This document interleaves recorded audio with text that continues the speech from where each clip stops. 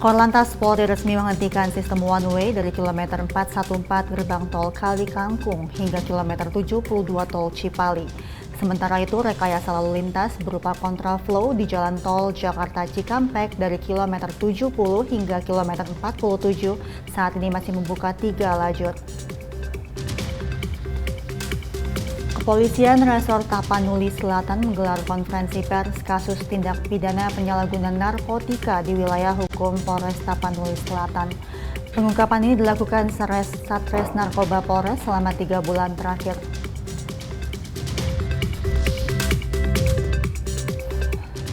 Para pengendara yang melintasi jalur tanjakan Sarangan Cemoro Sewu mendapat bantuan tak terduga dari pasukan dorong ganjal ban dari Satuan Sabara Polres Magetan.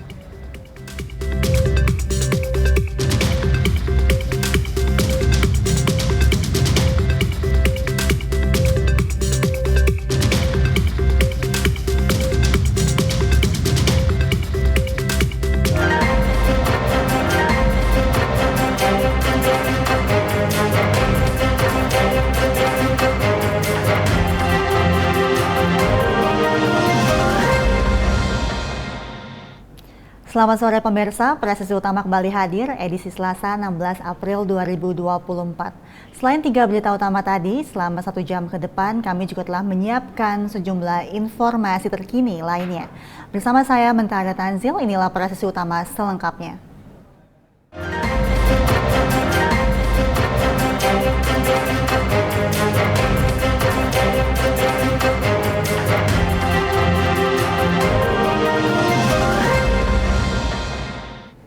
Kepolisian Resor Tapanuli Selatan menggelar konferensi pers kasus tindak pidana penyalahgunaan narkotika di wilayah hukum Polres Tapsel.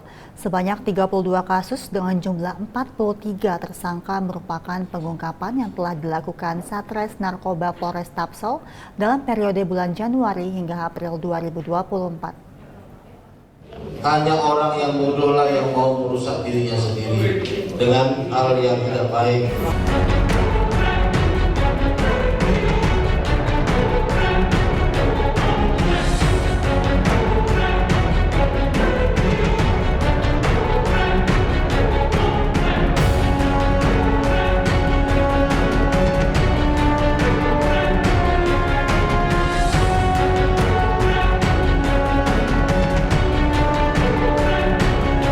Kita telah mengungkap selama 3 bulan terakhir ini 32 kasus dengan jumlah tersangka sebanyak 43 orang.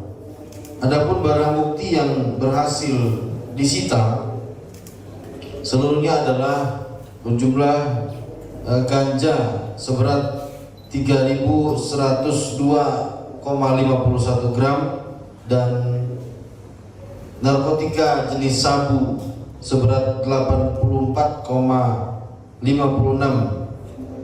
gram. Barang bukti lainnya yang disita berupa alat komunikasi, kemudian sepeda motor, kemudian kendaraan berupa roda 4 dan uang tunai sekitar 9.346.000, di mana rekan-rekan kita sudah mengetahui bahwa pasal yang digunakan tentunya adalah Undang-Undang Narkotika tentang penyalahgunaan narkotika nomor 35 tahun 2009, di mana setiap orang tanpa hak atau melawan hukum membeli, menjual, menjadi perantara, kemudian jual beli dan atau memiliki serta menguasai menyimpan narkotika golongan 1 bukan tanaman dan jenis sabu dan dalam bentuk tanaman jenis ganja. Ini tercantum pada pasal 114 ayat 1 dan 2 atau 112 ayat 1 dan 2 atau 111 ayat 1 di Undang-Undang Nomor 35 Tahun 2009. Rekan sekalian, bahwa untuk itu Polres Tapsel kami berkomitmen kuat untuk melakukan pemberantasan tindak pidana narkotika ini dengan komitmen kita untuk sama-sama berjihad dalam memerangi adanya narkotika di wilayah hukum Polresta Palu. Sementara itu, Pusat Kedokteran dan Kesehatan Kepolisian Negara Republik Indonesia berhasil melakukan identifikasi 12 jenazah korban kecelakaan di ruas tol Jakarta Cikampek KM 58, Karawang, Jawa Barat. Setelah teridentifikasi, jenazah korban segera dikembalikan kepada keluarga.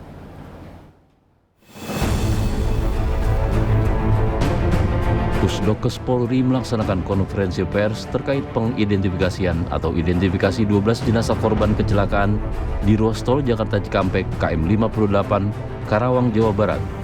Konferensi pers dilaksanakan di Rumah Sakit Polri Kramat Jati, Jakarta Timur.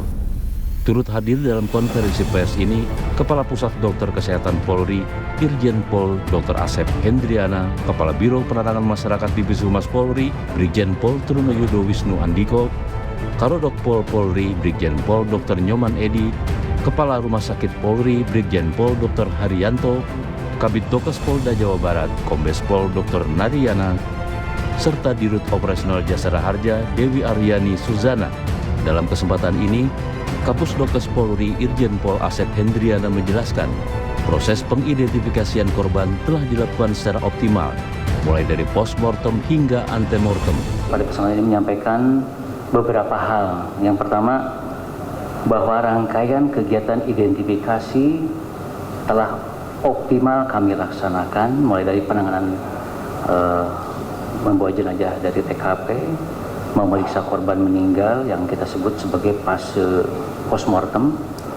Berikutnya termasuk juga pengambilan sampel DNA, baik itu pada jenazah dan juga pengambilan data antemortem, terutama dari pihak keluarga inti, meliputi orang tua atau saudara kandung.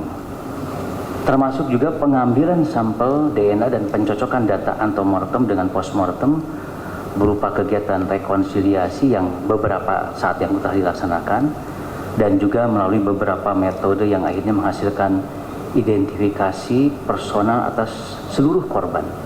Dan kita tahu identifikasi adalah hak asasi manusia. Kita tetap bersyukur proses identifikasi secara umum berjalan lancar. Setelah melakukan pemeriksaan, pengidentifikasian jenazah korban dikembalikan kepada pihak keluarga untuk segera dikebumikan. Dari Jakarta, Jelang Baskara Irfan Juni Setia melaporkan untuk Polri TV.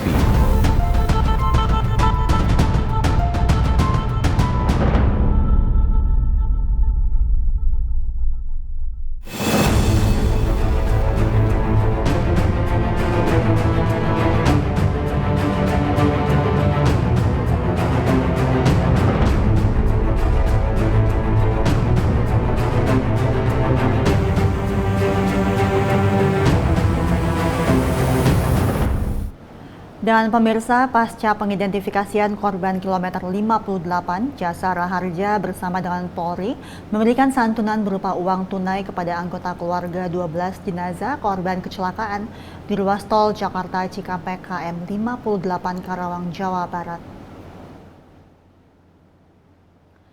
Penyerahan santunan ini dilaksanakan di Rumah Sakit Polri Kramat Jati yang dihadiri oleh perwakilan dari keluarga korban ini dilaksanakan dengan penuh duka. Acara penyerahan santunan ini dilaksanakan secara bersamaan dengan penyerahan jenazah dari Rumah Sakit Polri menuju rumah duka masing-masing.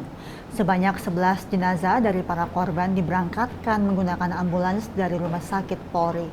Direktur Utama Operasional PT Jasara Harja Dewi Aryani Susana menjelaskan ketika jenazah dari para korban sudah diserahkan kembali ke pihak keluarga, PT Jasara Harja akan memberikan santunan sebesar 50 juta rupiah.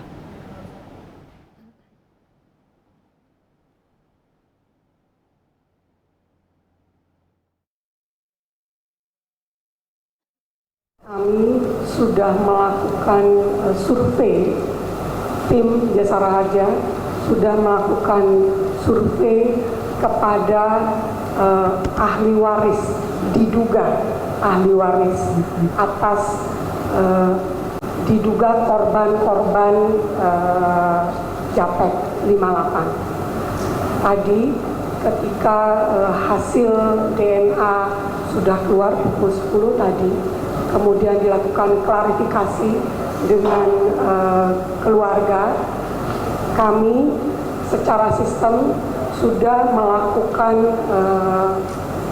transfer karena kami secara sistem sudah terintegrasi sehingga proses santunan sudah dapat kami sampaikan kepada ahli waris. Jadi ketika nanti jenazahnya sudah diserahkan kepada